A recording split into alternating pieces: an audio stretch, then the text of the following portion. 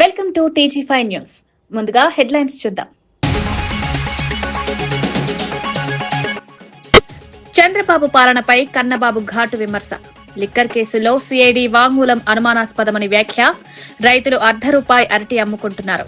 ప్రభుత్వ వైఫల్యం స్పష్టమే అని ఆరోపణ. కార్పొరేటర్లకు భూములు బహూకరిస్తున్నారని మాజీ మంత్రి ఫైర్. హిల్ట్ పాలసీతో భారీ భూకుంభకోణం. బండి ప్రకాష్ సంచలన ఆరోపణ. 15 రోజులు అనుమతులు, ఇప్పుడు 45 రోజుల్లో 5 లక్షల కోట్ల భూములేనా? కార్పొరేటర్ల కోసం రాష్ట్ర భూములు బలి చేస్తున్నారని విమర్శ. హిల్ట్ కుంభకోణంపై రాష్ట్ర వ్యాప్తంగా ఉద్యమం చేస్తామని హెచ్చరిక.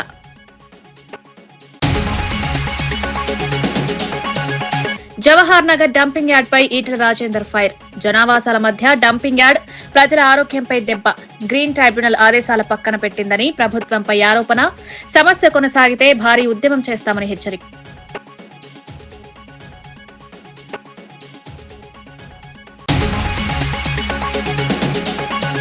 బలోపేతానికి గ్రామాల నుంచి పునాది వేశామన్న మహేష్ గౌడ్. కుల సర్వే కాంగ్రెస్ సంకల్ప బలం దేశాన్ని ప్రభావితం చేసిందని వ్యాఖ్య.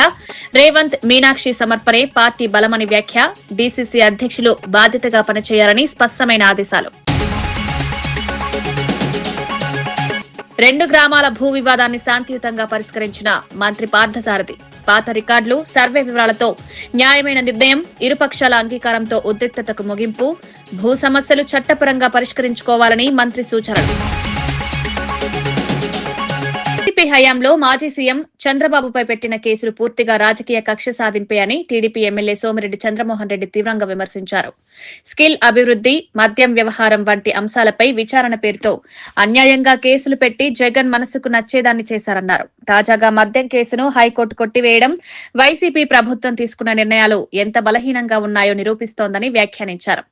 సాక్ష్యాలు లేని కేసులు పెట్టి రాజకీయంగా లాభాలు పొందాలని జగన్ ప్రయత్నించారని మండిపడ్డారు. కక్ష సాధింపు రాజకీయాలకి పునాది వైఎస్ రాజశేఖర రెడ్డి హయాంలోనే పడిందని, జగన్ కూడా అదే మార్గంలో నడుస్తున్నారని సోమిరెడ్డి ఆరోపించారు. ప్రజాస్వామ్యంలో ప్రతిపక్ష నేతలపై తప్పుడు కేసులు పెట్టడం అత్యంత దుర్మార్గమని, ఇలాంటి సంస్కృతి ఆగకపోతే రాష్ట్రానికి నష్టం మాత్రమే ఉంటుందన్నారు. రాజకీయ విభేదాలు ఉండొచ్చు కానీ వ్యక్తిగత ప్రతీకారం పేరుతో కేసులు పెట్టడం ప్రజలు ఎప్పటికీ ఒప్పుకోరన్నారు.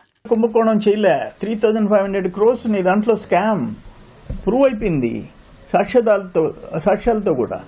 ఆ రోజు బాబు గారు మద్యం కేసులో అవినీతి అని చెప్పేసి నువ్వు కేసు పెట్టావు. ఇప్పుడు మిస్టేక్ ఆఫ్ ఫ్యాక్ట్స్ అని చెప్పి హైకోర్టు ఆ కేసును కొట్టేయటం జరిగింది. నీది క్లియర్ కేసు, ఇది మద్యం కేసు. ఎంతమంది జైలుకు పోయేసి వచ్చినారు?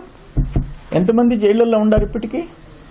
Proved case. దేశ విదేశాల్లో లిక్కర్ మనీ డిస్ట్రిబ్యూట్ చేసుకున్నావు. క్యాష్ని ఇతర దేశాలకు పంపించి నువ్వు ఇండియన్ కరెన్సీ కింద ఎట్ట మార్పించుకోవాలో చేసావు. అక్కడ ఆఫ్టర్ ఆల్ 200 కోట్లకి ఢిల్లీలో ఒక ముఖ్యమంత్రి, ఒక ఉప ముఖ్యమంత్రి, మిగతా ఆంధ్ర, కర్ణాటక, తెలంగాణ వాళ్ళందరూ జైలుకి పోయినారు. నువ్వు దాదాపు 3,500 crores ఎంతమంది పోవాలా? ఎంత సంవత్సరాలు జైల్లో ఉండాలా? డిస్టిలరీస్ అన్ని మీరు హ్యాండ్ ఓవర్ చేసుకున్నారు. SPY Reddy distillery hand over చేసుకున్నారు. ఒకటే మీరు చేసిన పాపాలు. ఆ మద్యం తాగి సచ్చారు 30,000 మంది. చావుకి కారణం ఆల్మోస్ట్ మీరే హత్య చేశారు. లక్షల మంది బెడ్ రిడన్. మీకు ఎవరిచ్చారు హక్కు? మీరు చెప్పింది ఎందుకు తాగాల? వాళ్ళు సెలెక్ట్ చేసుకుంటారు. తాగటమే మంచిది కాదు. ఇటువంటి పాపాలు మీరు చేశారు, అనుభవిస్తున్నారు. పాపాలు చేసేవి అనుభవిస్తున్నారు. టీఎస్ ఐపాస్ ద్వారా కేసీఆర్ హయాంలో పరిశ్రమలకు వేగంగా అనుమతులిచ్చినట్టు గుర్తు చేసుకున్న శాసన మండలి ఉపాధ్యక్షుడు బండి ప్రకాష్ ఇప్పుడు హిల్ట్ పాలసీ పేరిట భారీ భూకుంభకోణం జరుగుతోందని ఆరోపించారు. 15 రోజుల్లో అనుమతులు ఇచ్చే విధానాన్ని అభివృద్ది లక్ష్యంగా తీసుకొచ్చారు. కానీ ప్రస్తుతం 45 రోజుల్లో 5 లక్షల కోట్ల భూములను ప్రైవేటీకరణకు సిద్దం చేసే పరిస్థితి ఉందని మండిపడ్డారు. రాష్ట్రంలోని విలువైన భూములు కార్పొరేట్లకు అనుకూలంగా మార్చేందుకు ప్రభుత్వం ప్రయత్నిస్తోందని, ఇది ప్రజలకు భారీ నష్టం కలిగించే చర్య అన్నారు. హిల్ట్ పాలసీ వల్ల ప్రభుత్వ ఆస్తులు, పేదల భూములు ప్రమాదంలో పడే అవకాశం ఉందని హెచ్చరించారు. ఈ కుంభకోణాన్ని క్షేత్రస్థాయిలో బయటపెట్టేందుకు తమ పార్టీ పెద్ద ఎత్తున ఉద్యమం చేపడుతుందని ప్రకటించారు. ప్రజల ఆస్తులను రక్షించడం తమ బాధ్యత అని, ఈ విషయంలో ఎలాంటి వెనకడుగు వేయబోమని బండి ప్రకాష్ స్పష్టం చేశారు. నిర్ధారణ కోసం మా వాళ్ళు 3-4 తేదీల్లో 8 బృందాలుగా ఏర్పడి ఆ ప్రాంతాల్లో పర్యటించడం జరుగుతుందని చెప్పి ఈ సందర్భంగా మీకు అందరికీ తెలియజేస్తున్నాను. దాంట్లో పెద్దల హరీష్ రావు గారు, గంగుల కమలాకర్ గారు, దేశపతి శ్రీనివాస్ గారు, మెదక్ ఎమ్మెల్యేల బృందం పాశమైలారం, పటన్ చెరువు, రామచంద్రపురం ప్రాంతాలను పర్యటిస్తారు. మాజీ మంత్రి జగదీశ్వర్ రెడ్డి గారు, బండారు లక్ష్మారెడ్డి, సురభి వాణిదేవి, ఉప్పల్ నాయకులు కలిసి నాచారం, మల్లాపూర్, ఉప్పల్, చెర్లపల్లి ప్రాంతాల్లో పర్యటిస్తారు. క్లస్టర్ 3కు సంబంధించి మల్సనాచారి, మర్రి రాజశేఖర్ రెడ్డి, రవీందర్రావు గారు, మౌలాలి, కుషాయిగూడ పారిశ్రామిక వాడలను విజిట్ చేస్తారు.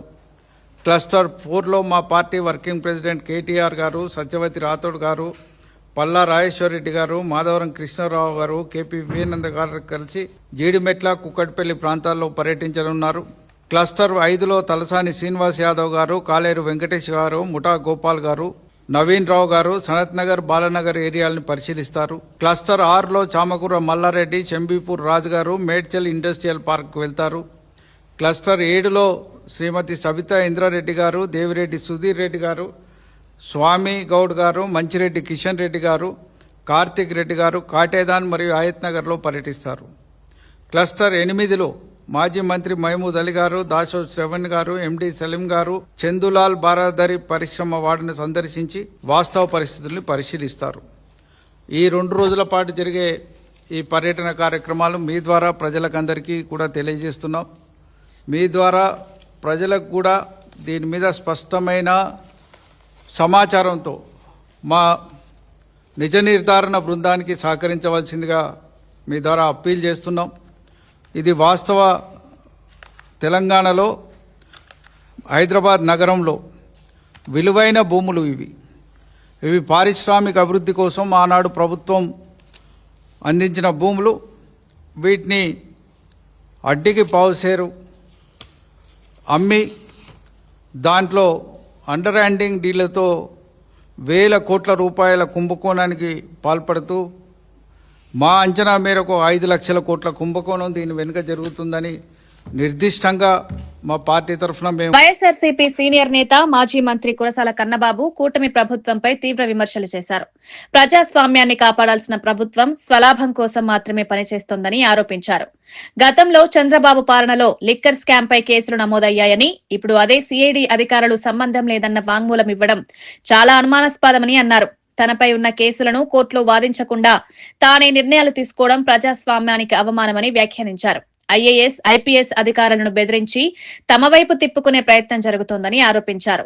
Skill scam, inner ring road కేసుల వంటి పలు అవినీతి అంశాలపై చంద్రబాబు స్పష్టత ఇవ్వాలన్నారు. రైతులు తీవ్రమైన ఇబ్బందుల్లోకి వెళ్లారని, అరటి ధరలు ₹1 స్థాయికి పడిపోయిన పరిస్థితి ప్రభుత్వ వైఫల్యాన్ని చూపుతోందన్నారు. కార్పొరేటర్లకు భూములు కట్టబెట్టడం ప్రజలకు నష్టం కలిగిస్తుందని కన్నబాబు మండిపడ్డారు. సిఐడి కేసు పెట్టింది. సడన్గా అన్నట్టుగా అనిపిస్తుంది మనకి. దొంగ ఆయనే, పోలీసు ఆయనే, డబుల్ యాక్షన్, డ్యూయల్ రోల్. ఇప్పుడు లా అండ్ ఆర్డర్కి ఎవరి చేతిలో ఉంది? ముఖ్యమంత్రి గారి చేతిలో ఉంది. ముఖ్యమంత్రి గారు ఎవరు? చంద్రబాబు నాయుడు గారు. చంద్రబాబు నాయుడు గారు ఎవరు? 2023లో లిక్కర్ కేసులో ప్రధాన నిందితుడు. ఎందుకు?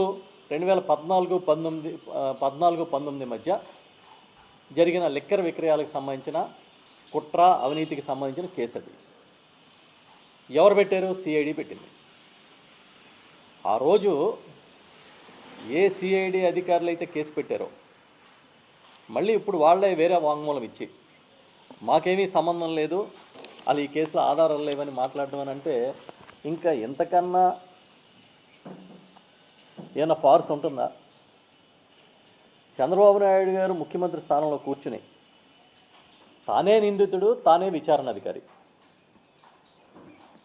ఆయన మీదే కేసు ఉంటుంది, ఆయనే ఎంక్వైరీ చేసుకుంటాడు, ఆయనే ఎంక్వైరీ చేసుకుని ఆయనే తీర్పు ఇచ్చేస్తాడు.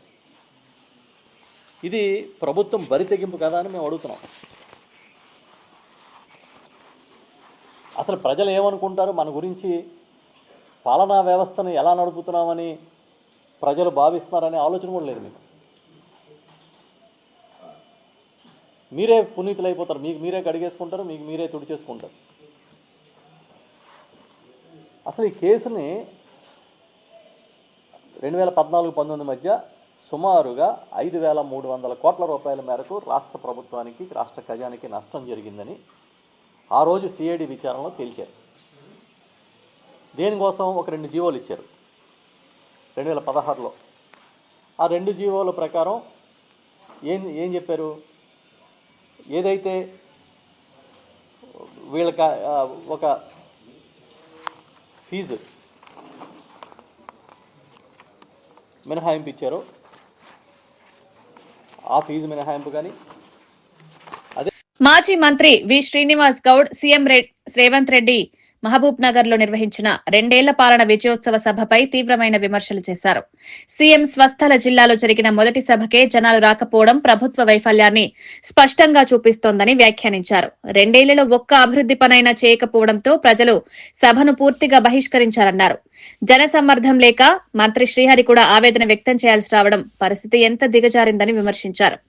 ఉమ్మడి పాలమూరు జిల్లాకు 5 జిల్లా కేంద్రాలు, 5 మెడికల్ కళాశాలలు, కల్వకుర్తి, నెట్టంపాడు పూర్తి చేయడం, 10 లక్షల ఎకరాలకు నీరందించడం కేసీఆర్ పాలనలో జరిగిందని గుర్తు చేశారు. 30 లక్షల టన్నుల వరి ఉత్పత్తిని 3 కోట్ల టన్నులకు తీసుకువెళ్లింది కూడా కేసీఆర్ అని చెప్పారు. కాకపోతే ఎట్లా ఆయన ప్రసంగం మొత్తం జనాలు రాలేదు, ఎవరు పట్టించుకోలేదు అని చెప్పడం తప్ప ప్రజలు ఎట్లా వస్తారు? ఒక మంచి మాటలు మాట్లాడితే వస్తారు, ఒక మంచి పనులు చేస్తే వస్తారు. ఎవరే కానీ స్టార్టింగ్ సభకే రాలేదంటుందంటే జనంలో ఏ మేరకు ఉందో ఒక్కసారి అర్థం చేసుకోవాల్సిన అవసరం ఉంది. మహబూబ్నగర్ జిల్లా గురించి, మహబూబ్నగర్ జిల్లాలో ఏం చేయలేదు 10 ఏళ్ళంటే మరి ఇవన్నీ చేసినామని ఎవరు? 5 మెడికల్ కాలేజీలు పెట్టింది మేము కాదా? 70 సంవత్సరాల ఉమ్మడి ఆంధ్రప్రదేశ్లో ఒక్క మెడికల్ కాలేజ్ ఇచ్చారు అంతే 70 సంవత్సరాలలో. మరి జిల్లాలో 5 మెడికల్ కాలేజీలు పెట్టి 5 హాస్పిటల్, టీచింగ్ హాస్పిటల్ కట్టింది కేసీఆర్ గారు కదా, బీఆర్ఎస్ ప్రభుత్వం కదా, మొత్తం టౌన్ రూపురేఖలు మార్పింది కదా. అసలు ఏం ప్రాజెక్టు కంప్లీట్ కాలేదంటే నెట్టెంపాడు ఎవరు కంప్లీట్ చేసిండ్రు? భీమా ఎవరు కంప్లీట్ చేసిండ్రు? Koil Sagar lift irrigation complete ఎవరు చేసిండ్రు? లిఫ్ట్లు ఎవరు పెట్టిండ్రు? అచ్చంపేటకు లిఫ్ట్ ఒకటి శాంక్షన్ అయింది. రాజోలి దగ్గర బాంబులేసి బద్దలు కొడతామని చెప్పి నీళ్ళు తీసుకుపోయింది. అలాంటి దగ్గర కూడా మళ్ళీ లిఫ్ట్ ఏర్పాటు చేసి గద్వాల, అల్లంపూర్కు కాన్స్టిట్యూన్సీలకు నీళ్ళు ఇచ్చింది మేము కాదా? కేఎల్ఐ లిఫ్ట్ ఇరిగేషన్ కంప్లీట్ చేసింది ఎవరు? 2 లక్షల ఎకరాలకు నీళ్లు ఎట్లకించి వచ్చినాయి? ఎవరి హాయంలో వచ్చినాయి? 2014 కన్నా ముందు ఒక్క చుక్క నీళ్ళని వచ్చింది ఆ కేఎల్ఐ నుంచి. ఒక 20 సంవత్సరాలు 20 సార్లు శిలాపాలకాలు పెట్టింది తప్ప చుక్క నీరని ఇచ్చిండ్రా? పాలమూరు రంగారెడ్డి జిల్లా ప్రాజెక్టు కంప్లీట్ చేసింది ఎవరు? ఒట్టెం రిజర్వాయర్ కట్టింది ఎవరు? ఉదండపూర్ రిజర్వాయర్ కట్టింది ఎవరు? కరివెన రిజర్వాయర్ కట్టింది ఎవరు? నార్లపూర్ కట్టింది ఎవరు? 5 రిజర్వాయర్లు కట్టింది టీఆర్ఎస్ ప్రభుత్వం కాదా? 90% పనులు కంప్లీట్ చేసింది కేసీఆర్ కాదా? కేవలం 10% కంప్లీట్ చేస్తే ఇవాళ జిల్లా సస్యశ్యామలమయ్యేది. మహబూబ్నగర్ జిల్లాలో కొన్ని వేల ట్రాన్స్ఫార్మర్లు ఏర్పాటు చేసింది, వందలు కాదు. మాజీ ఎమ్మెల్యే పట్నం నరేందర్ రెడ్డి సీఎం రేవంత్ రెడ్డి పర్యటనపై ఘాటు విమర్శలు చేశారు. ప్రజలను మాయమాటలతో మోసం చేశారని, అందుకే నిన్న నిర్వహించిన విజయోత్సవ సభ పూర్తిగా ఫ్లాప్ అయిందని వ్యాఖ్యానించారు. ప్రజలు హామీలను నమ్మడం మానేశారని, ఖాళీ మాటలకు ఎవరూ రావడం లేదన్నారు. కొడంగల్ లిఫ్ట్ పథకాన్ని కమిషన్ల కోసం ముందుకు తెచ్చారని, ప్రజల ప్రయోజనం కోసం కాదని ఆరోపించారు. కేసీఆర్ తీసుకువచ్చిన పాలమూరు, రంగారెడ్డి ప్రాజెక్టు 90% పూర్తయి ఉన్నప్పటికీ మిగిలిన పనులు చేస్తే కేసీఆర్ కు క్రెడిట్ వస్తుందనే భయంతో ప్రభుత్వం ప్రాజెక్టును యథావిధిగా కొనసాగించడం లేదన్నారు. నిజంగా ధైర్యం ఉంటే మిగిలిన 10% పనులను తక్షణమే పూర్తి చేయాలని రేవంత్ కు సవాల్ విసిరారు. అభివృద్ది పేరుతో ప్రజలను తప్పుదోవ పట్టించడం ఆపాలంటూ పట్నం నరేందర్ రెడ్డి డిమాండ్ చేశారు. కళ్ళు కనబడతాయి కదా రేవంత్ రెడ్డి గారు, అదే రోడ్డు పొంటే పోయింది కదా, చూస్తున్నాడు కదా. మాయ మాటలు చెప్పి ప్రజలు నమ్మరు. నువ్వు నిన్న చేసిన విజయోత్సవ సభలో మాట్లాడుతుంటే టీవీలలో కూర్చొని ప్రజలంతా తిట్టుకుంటున్నారు. నమ్మకం పోయింది, మాటలే కానీ చేతలు లేవని తెలిసిపోయింది ప్రజలకు. కాబట్టి ఇప్పటికైనా బుద్ధి తెచ్చుకొని ఈ 3 ఏళ్ళైనా ప్రజల అవసరమైన పనులు చేయాలి, ప్రజలకు అవసరమైన పనులు చేసి మీరు ఏం చేస్తారో చెప్పాలి. కానీ మీరు పాలమూరు రంగారెడ్డి 90% కంప్లీట్ అయింది. నిజంగా పాలమూరు బిడ్డ అయితే నీకు 12 మంది ప్రజలు దీవించి 12 ఎమ్మెల్యే సీట్లు ఇచ్చినారు నాకు. కానీ పాలమూరులో నీవు నిజంగానే పాలమూరు బిడ్డ అయితే పాలమూరు రంగారెడ్డి కంప్లీట్ చేయి. 10% కంప్లీట్ చేస్తే మన కొడంగల్ నియోజకవర్గానికే 150,000 ఎకరాలకు సాగునీరు వస్తుంది. డిజైన్స్ చేసి బ్రహ్మాండంగా రెడీ. టీడీపీ పొలిట్ బ్యూరో సభ్యుడు వర్ల రామయ్య రాష్ట్రంలోని వైద్య, విద్య రంగంపై ముఖ్యమైన వివరాలు వెల్లడించారు. ఎన్టీఆర్ భవన్ లో జరిగిన మీడియా సమావేశంలో మాట్లాడుతూ పీపీపీ విధానాన్ని సమర్థవంతంగా ఉపయోగించడం ద్వారా రాష్ట్రానికి అదనంగా 220 మెడికల్ సీట్లు లభించాయన్నారు. ప్రభుత్వ వనరులు, ప్రైవేట్ రంగం నైపుణ్యం కలిసి పనిచేసినప్పుడే వైద్య రంగం బలపడుతుందన్నారు. పెరుగుతున్న వైద్య విద్య డిమాండ్ను దృష్టిలో ఉంచుకుని మరిన్ని మెడికల్ కళాశాలలు, సీట్లు అవసరమని, ఈ నిర్ణయం భవిష్యత్తులో వేలాది మంది విద్యార్థులకు ఉపయోగకరమవుతుందని వ్యాఖ్యానించారు. ఆరోగ్య రంగాన్ని మెరుగుపరచడంలో కూటమి ప్రభుత్వం తీసుకుంటున్న చర్యలు ప్రజలకు నమ్మకాన్నిస్తున్నాయన్నారు. వైద్య విద్య అవకాశాలు పెరగడం వల్ల గ్రామీణ ప్రాంతాల్లోనూ నైపుణ్యవంతులైన వైద్యుల అందుబాటు పెరుగుతుందని ఆయన ఆశాభావం వ్యక్తం చేశారు. రాష్ట్ర ఆరోగ్యవేత్తల భవిష్యత్తుకు ఈ నిర్ణయం గొప్ప మద్దతు అందిస్తుందని వర్లరామయ్య తెలిపారు. ఈ మెడికల్ కాలేజీకి మనం ఇస్తున్నాం కదా, మెడికల్ కాలేజీకి ఇచ్చిన భూముల్లో 625 పడకల ఆసుపత్రి, 150 అండర్ గ్రాడ్యుయేషన్ ఇది, మరియు 24 పీజీ సీట్లతో కూడిన కాలేజీ నిర్మాణం. ఈ కాలేజీలు ఏముంటాయి? 150 యూజీ సీట్లు, 24 పీజీ పోస్ట్ గ్రాడ్యుయేషన్ సీట్లు ఉంటాయి. ఇవన్నీ పెరుగుతున్నాయి. ఇవన్నీ జరిగిన తర్వాత చంద్రబాబు గారి ఆలోచన ప్రకారం ఉంటే రాష్ట్రం మొత్తం 220 సీట్లు మెడికల్ సీట్లు పెరుగుతాయి. ఈ బిల్డింగ్స్ అన్నీ కూడా 2 ఏళ్లలో ఆచరణలోకి వస్తాయి. అదొక ఇంపార్టెంట్ పాయింట్, నేను ఇందా చెప్పలేదు. 2 ఇయర్స్లో ఇవన్నీ కూడా బ్రహ్మాండ ఇన్ఫ్రాస్ట్రక్చర్ తయారైపోతుంది. మీకేంటి సార్ బాధ? మీరు అన్న రీతిలో అయితే 15-16 సంవత్సరాలు పడుతుంది. ఇన్ఫ్రాస్ట్రక్చర్ సరిగా లేకుండా ఆ బిడ్డలు వైద్య కళాశాలలో విద్యను అభ్యసించే ఆ మెడికోస్ ఇబ్బందులు పడతారు సార్. 2 ఇయర్స్లో ఇన్ఫ్రాస్ట్రక్చర్ మొత్తం బ్రహ్మాండమైన ఆసుపత్రి, కార్పొరేట్ స్థాయి ఆసుపత్రి నిర్మాణం జరుగుతుంది. వసతి గృహాలు, లోపలే హాస్టల్స్ ఉంటాయి. బోధన మరియు ఇతర సిబ్బంది నివాసాల కల్పన ప్రాధాన్యత. టీచర్స్ అక్కడే ఉంటారు, వాళ్ళ హౌసెస్ అక్కడే ఉంటాయి. అక్కడ పనిచేసే సిబ్బంది అక్కడే ఉంటారు, అందుబాటులో ఉంటారు. డాక్టర్స్ హౌసెస్ అక్కడే ఉంటాయి. ఇదంతా కూడా ఒక బ్రహ్మాండమైన అంతా కూడా ఒక స్ట్రక్చర్ మొత్తం కూడా మనకు అందుబాటులో ఉంటాయి. మీకేంటి బాధ? పేదవాడు అక్కడే వైద్యం చేసుకుంటారు, బ్రహ్మాండంగా ఆరోగ్యవంతుడిగా తిరిగి వస్తాడు, వైద్యం అయిపోయింది. మీకేంటి ఇబ్బంది? మీ వైసీపీ పార్టీకి ఏంటి ఇబ్బంది? జగన్మోహన్ రెడ్డి గారు మీకేంటి ఇబ్బంది? అంబటి రాంబాబు నీకేంటి ఇబ్బంది? రోజమ్మ మాట్లాడలేదనుకో, అవుట్ ఆఫ్ ఫీల్డ్ అనుకో. ఇంకా మిగతా వాళ్ళు బొత్స గారు ఏంటి మీకు ఇబ్బంది? మీకేం సార్, కోట్లు సంపాదించారు, యూ బికేమ్ క్రోర్పతి బ్రహ్మాండంగా. మీకు ఇతర దేశాల్లో కూడా ఉన్నాయంట ఆస్తులు మీకు బ్రహ్మాండంగా. బొత్స గారు అండి చెబుతున్నారు. How far it is true I don't know. ఆయన వ్యతిరేకిస్తాడు దీన్ని. గుండె మీద చేసుకొని కూర్చొని వినండి నేను చెప్పే ప్రెస్ మీట్. వ్యతిరేకిస్తారా? మానవత్వం ఉందా మీకు? పేదవాడికి ఇవన్నీ అందుతుంటే వై యు ఆర్ జెలస్? ఎందుకు మీకంత అసూయ? ఎందుకు మీకంత ఈర్ష్య? ఎందుకు మీకంత బాధ? వాడికి మంచి వైద్యం అందుతుందనా? కాలేజ్ బ్రహ్మాండంగా ఉంటుందనా? Nonsense you are talking. ఇంకోటి కూడా అండి, ఇవన్నీ జరుగుతాయి. చంద్రబాబు గారు టీపీసీసీ అధ్యక్షులు ఎమ్మెల్సీ మహేష్ కుమార్ గౌడ్ నూతనంగా ఎన్నికైన డీసీసీ అధ్యక్షులకు స్పష్టమైన మార్గదర్శకాలిచ్చారు. గ్రామ స్థాయి నుంచి పార్టీని బలోపేతం చేయడం అత్యంత కీలకమని, ఫలితాల కోసం కాకుండా నిబద్దతతో పనిచేస్తే నిజమైన గుర్తింపు వస్తుందని ఆయన గుర్తు చేశారు. అణగారిన వర్గాల కోసం CM Revanth Reddy, party incharge Meenakshi నిస్వార్థంగా శ్రమిస్తున్నారన్నారు. రాష్ట్రంలో కుల సర్వే నిర్వహణ కాంగ్రెస్ సంకల్ప బలానికి నిదర్శనమని, రాహుల్ గాంధీ ఆకాంక్ష మేరకు రేవంత్ రెడ్డి తీసుకున్న ఈ నిర్ణయం దేశవ్యాప్తంగా చర్చనీయాంశమైందని పేర్కొన్నారు. నన్ను ఇన్ఛార్జ్ ఆర్ఎన్ఎస్ని ఎన్నుకున్నారు. ఆర్ఎన్ఎస్ అనుభవం ఉంది కాబట్టి చేయమని. ఎప్పుడు ఇన్వాల్వ్ కాలే, పనిచేస్తూ పోయాం. కానీ ఎప్పుడు ఊహించుకోలేదు నా పని అంతా పీసీ అధ్యక్షుడు రేవంత్ రెడ్డి రిజిస్టర్ చేసుకుంటా ఉన్నారని. నేను కూడా ఊహించలేదు. నేను పని చేసుకుంటూ పోతా ఉన్నాం. ఒకరోజు చెప్పారు, నేను పీసీ అధ్యక్షుడిగా ప్రభుత్వం వచ్చినా రాకున్నా 3 ఏళ్లు పైబడి ఒకరోజు ఉండను, నెక్స్ట్ అధ్యక్షుడు మీరే జాగ్రత్తగా చేసుకోండి. అప్పటి వరకు నేను పీసీ గురించి కళ్ళ కూడా కానీ ఊహించలేదు కూడా. సో నేను పని చేసుకుంటూ పోతే రిజిస్టర్ చేసుకుంటూ పోయారు. దానికి తగ్గట్టుగా ఎమ్మెల్సీ చేశారు. మళ్ళీ పీసీ అధ్యక్షుల విషయంలో కేంద్రంలో ఉన్న నాయకత్వంతో మాట్లాడి వారైతే సరిగా చేయగలుగుతారు, నేను అధ్యక్షుడు ఉన్నప్పుడు చేయగలిగినారు. సో మనం పని చేసుకుంటూ పోతే ఎవరొకరు పెద్దరు మన సర్వీస్ గుర్తిస్తా పోతారు, ఎక్కడో చోట రిజిస్టర్ అవుతా పోతుంది. ఇవాళ ఏమైపోయింది? తొందరపాటు. ఇవాళ పనిచేస్తే రేపు రిజల్ట్ అంటున్నారు. కాదు, ఏళ్ల తడు పనిచేస్తేనే అవకాశాలు వస్తాయి. వెనక్కి తిరిగి చూడకుండా పనిచేసుకుంటూ పోవాలి. మీ యొక్క శ్రమని ఎవరో ఒకరు మీకు కనబడకుండానే అది రిజిస్టర్ చేసుకుంటూ ఉంటారు, గుర్తిస్తూ ఉంటారు. ఏదో ఒక రోజున ఆ గుర్తింపు ప్రతిఫలం వస్తుంది. మీరు చూశారు, ఎప్పుడు లేని విధంగా ప్రభుత్వం వచ్చిన తర్వాత దాదాపు 70% పైగా జిల్లా కాంగ్రెస్ అధ్యక్షుల్ని కార్పొరేషన్ చైర్మన్ చేశారు. గతంలో ఎప్పుడు జరగలే. ఈ ప్రభుత్వంలో జరిగింది రేవంత్ రెడ్డి నేతృత్వంలో. మంత్రులు అయ్యారు. జిల్లా కాంగ్రెస్ అధ్యక్షులు ఉన్నటువంటి వ్యక్తులు ఎమ్మెల్యేలు మంత్రులు అయ్యారు. డిపార్ట్మెంట్స్ యూత్ కాంగ్రెస్ అవ్వచ్చు, శివసేన రెడ్డి గారు ఉన్నాడు, చైర్మన్ అయ్యాడు. ఎన్ఎస్యూ ప్రెసిడెంట్కి ఎమ్మెల్సీ వచ్చింది ఏకంగా. పెద్దల సభలో 30 ఏళ్ళకి అవకాశం వచ్చింది. ఎన్ఎస్యూ అధ్యక్షులుగా పనిచేసినారు కాబట్టి అసెంబ్లీకి పోటీ చేసే అవకాశాలు వచ్చాయి. రాని వాళ్ళకి ఫ్రంటల్ వారికి చైర్మన్గా అవకాశాలు వచ్చాయి. సో ఈ రకంగా పనిచేసిన ప్రతి వారికి పార్టీ పరంగా లేకుంటే ప్రభుత్వ పరంగా ఏదో ఒక అవకాశం వస్తూ పోతుంది. శ్రీకాకుళం జిల్లా తాళ్లవలస గ్రామంలో ఉద్భవించిన అతిసారం పరిస్థితులను దృష్టిలో ఉంచుకుని మంత్రి అచ్చెన్నాయుడు అత్యవసర సమీక్ష నిర్వహించారు. గ్రామంలో వ్యాధి వ్యాప్తి ఎలా మొదలైందన్న విషయం, తాగునీటి మూలాల పరిశీలన, స్వచ్ఛతా చర్యలపై అధికారులు సమగ్ర వివరాలు అందించారు. బాధితులను వెంటనే వైద్య సేవలు అందించాలని ఆదేశించిన మంత్రి గ్రామంలోని ప్రతి ఇంటిని హెల్త్ టీంలు సందర్శించి పరిస్థితిని అంచనా వేయాలని సూచించారు.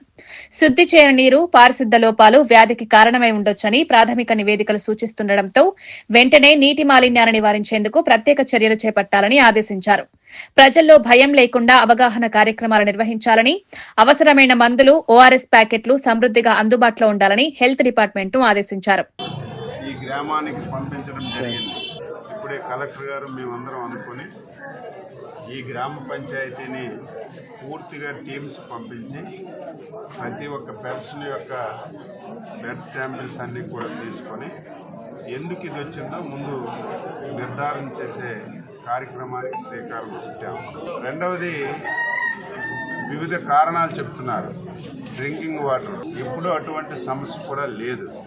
అందుకే ఈ గ్రామంలో ఎవరైతే బోర్ వాటర్ తాగుతున్నారో ఆ వాటర్ కానీ, గ్రామంతరికి సరఫరా అవుతున్నటువంటి ఆ వెల్ వాటర్ కానీ ఇప్పటికే సేకరించి టెస్ట్ కూడా చేయడం జరిగింది. వాటర్లో ఎటువంటి తేడా లేదని రిపోర్ట్ వచ్చింది. ఎవరు ఆందోళన చెందవలసిన అవసరం లేదు. ప్రభుత్వం అప్రమత్తంగా ఉంది. సైబర్ నేరాలు దేశవ్యాప్తంగా పెరుగుతున్న నేపథ్యంలో వాటిని సమర్థంగా అరికట్టడానికి ప్రభుత్వం రూపొందించిన సంచార్ సాథీ యాప్ ఎంత ముఖ్యమైందో కేంద్ర మంత్రి పెమ్మసాని చంద్రశేఖర్ వివరించారు. ప్రజల వ్యక్తిగత డేటా, ఆర్థిక లావాదేవీలు, మొబైల్ నెంబర్ల భద్రత కోసం ఈ యాప్ ను అభివృద్ది చేశామని తెలిపారు. తెలియని నంబర్ల నుంచి వచ్చే మోసపూరిత కాల్స్, ఫిషింగ్, ఓటీపీ మోసాలు, అకౌంట్ హ్యాకింగ్ వంటి ముప్పుల నుంచి ప్రజలను రక్షించడమే సంచార్ సాథీ లక్ష్యమని స్పష్టం చేశారు. యాప్ ద్వారా తమ పేరుతో అనవసరంగా రిజిస్టర్ చేసిన మొబైల్ నెంబర్లు, అనుమానాస్పద కనెక్షన్లు వెంటనే గుర్తించవచ్చన్నారు. సైబర్ మోసాలను అరికట్టేందుకు సాంకేతికతను వినియోగించడంలో భారత్ ముందంజలో ఉందని ఈ యాప్ అందుకు మంచి ఉదాహరణ అన్నారు. మనిషి మీద ఎన్ని ఫోన్ నంబర్లు ఉన్నాయి, స్పామ్ కాల్స్ని ప్రివెంట్ చేసే విధంగా. ఒకవేళ మీకు ఎవరన్నా ఫోన్ అమ్మితే అది నిజంగా ఒరిజినల్ ఫోనా, లేకపోతే వారు ఏదన్నా కొట్టేసిన ఫోన్ తోటి మళ్ళీ దాన్ని మాడిఫై చేసి మీకు ఇచ్చారా, అది తెలుసుకోవచ్చు. ఒకవేళ మీ ఫోన్ కనుక ఎక్కడికన్నా ఎవరైనా దొంగిలిస్తే ఆ ఫోన్ని వేరే వాళ్ళు వాడకుండా మీరు రిటర్న్ తీసుకోగలరు. ఇలా ఒక 4-5 ఫీచర్స్ని పెట్టి అద్భుతంగా ఇది చేసిన తర్వాత, అవేర్నెస్ చేసిన తర్వాత 1.4 crore యాప్ డౌన్లోడ్స్ అయినాయి. దీనివల్ల ఇప్పటివరకు 2,28,00,000 ఫ్రాడ్ మొబైల్ నంబర్స్ని డిస్కనెక్ట్ చేశాం. 2,27,000 మొబైల్ హ్యాండ్సెట్స్ని డివైడ్ చేశాం. WhatsApp accounts 1,35,000. అదేవిధంగా 26 లక్షల పోయిన ఫోన్లని ట్రేస్ చేశాం. అందులో 7.5 లక్షలు రికవర్ చేశాం. ఇందులో ఎవరికైతే ఫ్రాడ్ వస్తుందో వాళ్ళకి మాత్రమే తెలుస్తుంది ఇది ఫ్రాడ్ కాల్, స్పామ్ కాల్ అని. చాలా మంది తెలియని వాళ్ళు. సికింద్రాబాద్ పరిసర ప్రాంతాల్లో ఉన్న జవహర్ నగర్ డంపింగ్ యార్డ్ పై మల్కాజ్గిరి ఎంపీ ఈటెల రాజేందర్ తీవ్ర ఆగ్రహం వ్యక్తం చేశారు. జనావాసాల మధ్యలో ఇలాంటి డంపింగ్ యార్డ్ ను కొనసాగించడం దుర్మార్గమని, ప్రభుత్వం ప్రజల ఆరోగ్యం, జీవన ప్రమాణాలపై పూర్తిగా నిర్లక్ష్యం చూపుతోందని పేర్కొన్నారు. డంపింగ్ యార్డ్ నుంచి వచ్చే దుర్వాసన, వాయు కాలుష్యం, దోమలు, మలిన జలాలు స్థానిక ప్రజలను అనారోగ్యానికి గురిచేస్తున్నాయని స్పష్టం చేశారు. ఎన్నిసార్లు ప్రభుత్వం దృష్టికి సమస్యను తీసుకువెళ్లినా స్పందన లేకపోవడం విచారకరమని విమర్శించారు. గ్రీన్ ట్రైబ్యునల్ స్పష్టమైన ఆదేశాలిచ్చినా వాటిని కూడా ప్రభుత్వం పెడచెవిన పెడుతోందని ఈటెల ఆరోపించారు. ఈ సమస్య కొనసాగితే పార్లమెంట్ సమావేశాలు ముగిసిన వెంటనే ప్రజలతో కలిసి భారీ ఉద్యమం చేపట్టేలా సిద్దంగా ఉన్నారని హెచ్చరించారు. ప్రజల ఆరోగ్య భద్రత కంటే ప్రాధాన్యం వేరేదేమీ లేదని, డంపింగ్ యార్డ్ ను తప్పనిసరిగా తరలించాలని ఆయన డిమాండ్ చేశారు. ఇంత పెద్ద ఎత్తున చెత్త నిల్వ ఉంచడానికి ఆస్కారం లేదని చెప్పి తీర్పిచ్చింది, షిఫ్ట్ చేయమని చెప్పింది. కానీ నిమ్మకుని ఎత్తునట్టుగా వివరించింది. ఇవాళ కొత్త ప్రభుత్వం వచ్చింది, కాంగ్రెస్ పార్టీ, రేవంత్ రెడ్డి గారు ఖచ్చితంగా పరిష్కారం దొరుకుతుందని చెప్పి భావించడం. కానీ 2 ఏళ్ళు అయినప్పటికీ కూడా ఇంతవరకు పరిష్కారం దొరకలేదు. చివరికి ప్రజలు వాళ్ళంతటా వాళ్ళే గ్రీన్ ట్రిబ్యునల్ పోయి బాంబే ఐఐటి తోటి స్టడీ చేయించి దీన్ని అర్జెంట్ గా ఆపాలే స్టడీ రిపోర్ట్ ఇచ్చింది. కానీ ఇంతవరకు ఏం చేయలేదు. ప్రజల్ని ఇట్లే చంపుతా ఉంటే ఇలా లక్షలాది మంది ప్రజలతో రేపు దీనికి వ్యతిరేకంగా పెద్ద ఉద్యమాన్ని పార్లమెంట్ సమావేశాల తర్వాత నిర్మించబోతున్నామని చెప్పి తెలియజేస్తా ఉన్నాం. ఏలూరు జిల్లా నూజివీడు మండలంలోని జంగంగూడెం దేవరగుంట గ్రామాల మధ్య నెలకొన్న భూ వివాదాన్ని మంత్రి కొలుసు పార్థసారథి శాంతియుతంగా పరిష్కరించారు. చాలా కాలంగా కొనసాగుతున్న భూ యాజమాన్యం హక్కులపై రెండు గ్రామాల ప్రజల మధ్య ఉద్రిక్తత నెలకొనగా అధికారులు, రెవెన్యూ సిబ్బంది, గ్రామ పెద్దల సమక్షంలో మంత్రి నేరుగా రంగంలోకి దిగారు. రెండు పక్షాల వాదనలను ఓర్పుతో విన్న మంత్రి ప్రభుత్వ భూ సర్వే వివరాలు, పాత రికార్డులు పరిశీలించిన అనంతరం సరైన నిర్ణయాన్ని ప్రకటించారు. ఏ గ్రామానికి అన్యాయం జరగకుండా ఇరువురితోనూ చర్చలు జరిపి పరస్పర అంగీకారంతో సమస్యను పరిష్కరించడం ప్రజల్లో విశ్వాసాన్ని పెంచింది. భూ వివాదాలు గ్రామాల మధ్య వైరం పెంచకూడదని, చట్టపరమైన మార్గాల ద్వారానే సమస్యలు పరిష్కరించుకోవాలని మంత్రి సూచించారు. ఇలాంటి సమస్యలను నూజివీడు నియోజకవర్గంలో పూర్తిగా తగ్గించే దిశగా ప్రభుత్వం కట్టుబడి ఉందన్నారు. నెంబర్ 1 బార్డర్ ఉందో ఆ బార్డర్ నుంచి ఫారెస్ట్ స్టార్ట్ అవుతుంది. రెవెన్యూ పరంగా చూస్తే అది జంగంగూడెం విలేజ్లోకి వస్తుంది. జంగంగూడెం భూమి కాబట్టి మేము చేసుకోవాలి కానీ మీరు చేసుకుంటూ ఏంటనే వివాదం మొదలైనట్లుంది. ఈ రెండు గ్రామాల మధ్య వివాదంగా మరి వాళ్ళు కొట్టుకునే స్థాయికి వెళ్లాల్సి వచ్చింది. గత వివిధ దశల్లో ఇచ్చిన 70-80 పట్టాలు ఏవైతే ఉన్నాయో ముందు ఆ పట్టాల జెన్యూనిటీ చెక్ చేస్తారు. అవి గవర్నమెంట్ ప్రొసీజర్ ప్రకారం ఇచ్చిన పట్టాలా, లేకపోతే ఎంతైతే ఆ పట్టాలో రాసిందో అంత భూమి మాత్రమే ఇవ్వబడుతుంది. దేవరగుంట బార్డర్లో ఉన్న వారందరికీ కూడా అంతవరకే రిస్ట్రిక్ట్ చేస్తాం. ఫారెస్ట్ భూమి ఏదైతే ఉందో దాన్ని ఇప్పుడు ఎవరు ముట్టుకోవడానికి వీల్లేదు. అమృత్ 2.0 పథకంలో భాగంగా రాష్ట్రంలోని 104 పట్టణాలకు తాగునీటి సరఫరా, మౌలిక సదుపాయాల అభివృద్ది కోసం భారీగా నిధులు కేటాయించడాన్ని 20 సూత్రాల అమలు కమిటీ చైర్మన్ లంకా దినకర్ శుభపరిణామంగా అభివర్ణించారు. మొత్తం 552 ప్రాజెక్టుల అమలుకు డబుల్ ఇంజన్ ప్రభుత్వం 8,517.69 కోట్లు కేటాయించడం పట్టణ ప్రజల జీవన ప్రమాణాలను మెరుగుపరుస్తుందన్నారు. పురపాలక రంగంలో బలమైన మార్పులు తీసుకురావాలనే సంకల్పంతో కేంద్ర, రాష్ట్ర ప్రభుత్వాలు కలిసి ముందుకు సాగుతున్నాయన్నారు. తాగునీటి సమస్యలు, డ్రైనేజ్ లోపాలు, రోడ్లు, వీధుల వెలుగులు, వాననీటి పారుదల వంటి ముఖ్య అవసరాలకు ఈ ప్రాజెక్టులు పెద్ద ఉపశమనాన్ని కలిగిస్తాయని దినకర్ అభిప్రాయపడ్డారు. అమృత్ 2.0 ద్వారా మౌలిక సదుపాయాల నాణ్యత పెరుగుతుందని, పట్టణాల్లో ఆరోగ్య, శానిటేషన్ పరిస్థితులు గణనీయంగా మెరుగుతాయన్నారు. ప్రజల కోసం నిధులు కేటాయించడం ప్రభుత్వ నిబద్ధతకు నిదర్శనమని ఆయన ప్రశంసించారు. 2014 నుంచి 22 మధ్య ఆ నిధుల్ని కేంద్ర ప్రభుత్వం వాటా, రాష్ట్ర ప్రభుత్వం వాటా, అలాగే స్థానిక సంస్థల వాటా కింద ఈ 226 ప్రాజెక్టులకి విడుదల చేయడం జరిగింది. అయితే 2014-19 మధ్యన ఈ యొక్క కార్యక్రమము ఏదైతే మేరకు నాటి ముఖ్యమంత్రి చంద్రబాబు నాయుడు గారు వారి కార్యాచరణ చేయటం జరిగింది. 2019-24 మధ్య ముఖ్యమంత్రిగా జగన్మోహన్ రెడ్డి గారు బాధ్యతలు నిర్వర్తించేటటువంటి సమయంలో పూర్తిగా ఈ యొక్క పథకానికి సంబంధించి, ప్రాజెక్టుకి సంబంధించి నిధులు సమకూర్చడంలో విఫలమయ్యి చివరికి విజయవాడ లాంటి కృష్ణానది ఆనుకొని ఉన్నటువంటి విజయవాడ, గోదావరి నది ఆనుకున్నటువంటి రాజమండ్రిలో కూడా అవ్వవలసినటువంటి విధంగా పనులు పూర్తి కాకపోవడం వల్ల ఇప్పటికీ కూడా సురక్షిత త్రాగునీరుని కుళాయి ద్వారా 100% అన్ని ఇళ్లకి ఇవ్వలేనటువంటి పరిస్థితి. 2024 అనంతరం మరలా డబుల్ ఇంజిన్ సర్కార్, కేంద్రంలో ప్రధానమంత్రి నరేంద్ర మోడీ, రాష్ట్రంలో ముఖ్యమంత్రి చంద్రబాబు నాయుడు గారు పాలనలోకి వచ్చిన తర్వాత డబుల్ ఇంజిన్ సర్కార్ ఆధ్వర్యంలో ఇప్పుడు మరొక 8,517,69,00,000తో అమృత్ 2కి సంబంధించి 552 ప్రాజెక్ట్స్ని రాష్ట్ర వ్యాప్తంగా చేపట్టడం జరుగుతుంది. వార్తలు ముగించే ముందు ముఖ్యాంశాలు మరోసారి. చంద్రబాబు పాలనపై కన్నబాబు ఘాటు విమర్శ. లిక్కర్ కేసులో సిఐడి వాంగ్మూలం అనుమానాస్పదమని వ్యాఖ్య. రైతులు ₹1 అరటి అమ్ముకుంటున్నారు. ప్రభుత్వ వైఫల్యం స్పష్టమే అనే ఆరోపణ. కార్పొరేటర్లకు భూములు బహూకరిస్తున్నారని మాజీ మంత్రి ఫైర్. ఇంటి పాలసీతో భారీ భూకుంభకోణం. బండి ప్రకాష్ సంచలన ఆరోపణ. 15 రోజులు అనుమతులు, ఇప్పుడు 45 రోజుల్లో 5 లక్షల కోట్ల భూములేనా? కార్పొరేటర్ల కోసం రాష్ట్ర భూములు బలి చేస్తున్నారని విమర్శ. హిల్ట్ కుంభకోణంపై రాష్ట్ర వ్యాప్తంగా ఉద్యమం చేస్తామని హెచ్చరిక.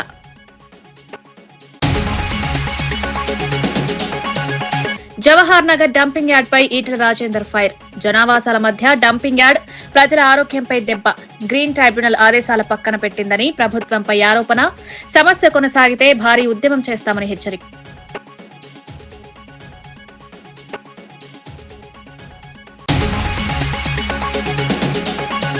బలోపేతానికి గ్రామాల నుంచి పునాది వేశామన్న మహేష్ గౌడ్. కుల సర్వే కాంగ్రెస్ సంకల్ప బలం దేశాన్ని ప్రభావితం చేసిందని వ్యాఖ్య. రేవంత్ మీనాక్షి సమర్పణే పార్టీ బలమని వ్యాఖ్య. డీసీసీ అధ్యక్షులు బాధ్యతగా పనిచేయాలని స్పష్టమైన ఆదేశాలు. 2 గ్రామాల భూ వివాదాన్ని శాంతియుతంగా పరిష్కరించిన మంత్రి పార్థసారథి. పాత రికార్డులు, సర్వే వివరాలతో న్యాయమైన నిర్ణయం, ఇరుపక్షాల అంగీకారంతో ఉద్రిక్తతకు ముగింపు. భూ సమస్యలు చట్టపరంగా పరిష్కరించుకోవాలని మంత్రి సూచనలు. ఇవి ఈనాటి వార్తా విశేషాలు. మరో బులెటిన్లో మళ్లీ కలుద్దాం. నమస్కారం.